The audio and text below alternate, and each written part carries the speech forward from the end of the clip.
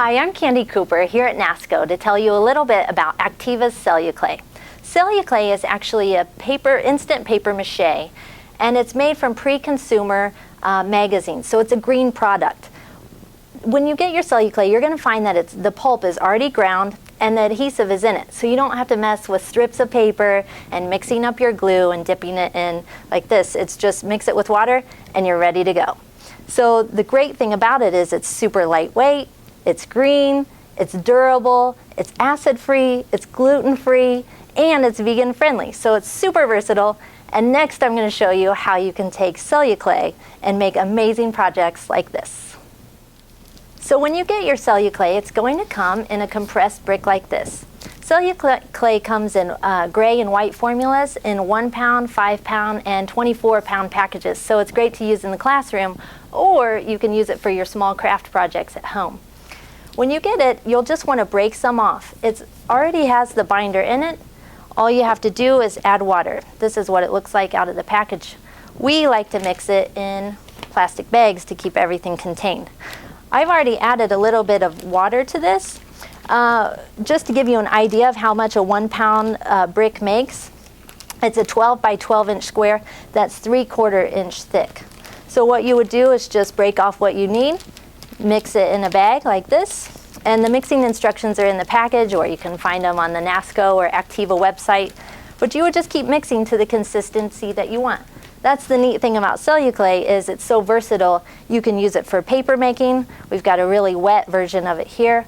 You can mix it a little bit thicker and pack it over armatures, or you can mix it to just a medium consistency that's super versatile for all kinds of projects that I'm going to show you next. Okay, so the first thing I want to show you is how you can actually make paper out of CelluClay. So to do that, you can use the really wet formula, or mix it really wet, or you can mix it a little bit thicker. I've used kind of a medium consistency, and what I've gone ahead and done is put a amount of CelluClay on a piece of plastic and then just started rolling it with a rolling pin. You want to make sure that you roll it in between plastic because it's going to stick to whatever you have it on. But when you're done, you'll have something that looks like this.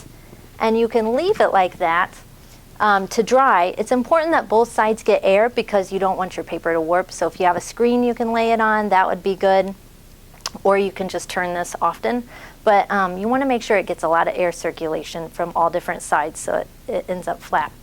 You can roll it as thin as you want.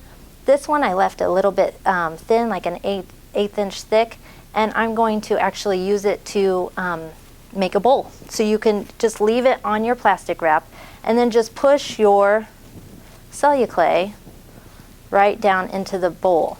And one of the tips that I like is to use a little bit of water on my fingers when I'm working with it, and that keeps the CelluClay from sticking to my fingers. But you would just go ahead and pat this on down. You could also tear off strips of the CelluClay and pack it into the bowl. Whatever you like, this is where anything goes. And then you could trim around it with normal clay tools, and I'll show you what it kind of looks like finished as soon as you decorate it. Up next, I want to show you about using it on armatures. So when it comes to building three-dimensional figures with CelluClay, you'll want to use an armature. And the reason for this is because you don't want to build your surfaces up too thick, no more than 1/4 inch, because it's going to take forever to dry. So I've brought some armature ideas for you today. Our favorite is this mask. You can cover the mask in saran wrap and use it over and over again, or you can just build the CelluClay right over the piece.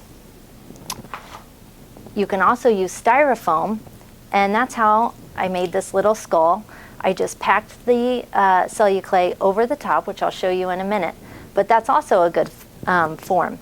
You can use recyclables like these little snack packages, milk cartons, or cracker packages, or you can use rigid wrap, which is a plaster cloth, along with wire mesh underneath, and build your CelluClay right on top of these surfaces. I'm going to show you more about that in the CelluClay inspiration video. So to build over an armature of whatever, you can also use coat hangers, wires, wood, anything.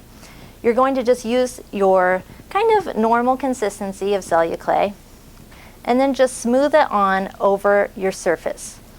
And you'll notice it's kind of sticking to my fingers a little bit. And the key to preventing that, especially if you're working with little kids or whatever, is to have a sponge that's packed with water or little cups or dishes filled with water, and then you just smooth over your clay, and then that keeps it from sticking too. This is really, really important. And we would just keep building this up and kind of shaping and packing it on as we go.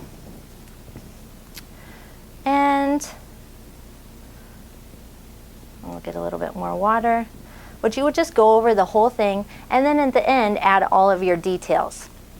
Up next, I'm going to show you a little bit about finishing. Depending on the thickness of your CelluClay, it should take about 1 to 2 days to dry. But once it dries, you can see it's pretty durable, and so now it's ready to sand, drill, or decorate however you like. And you can see you can smooth it out a little bit with just even this fine emery board. And so your paper, you can punch it with punches. It's endless the ways you can decorate your CelluClay. For more projects like this and lesson plans, check out enasco.com or activaproducts.com.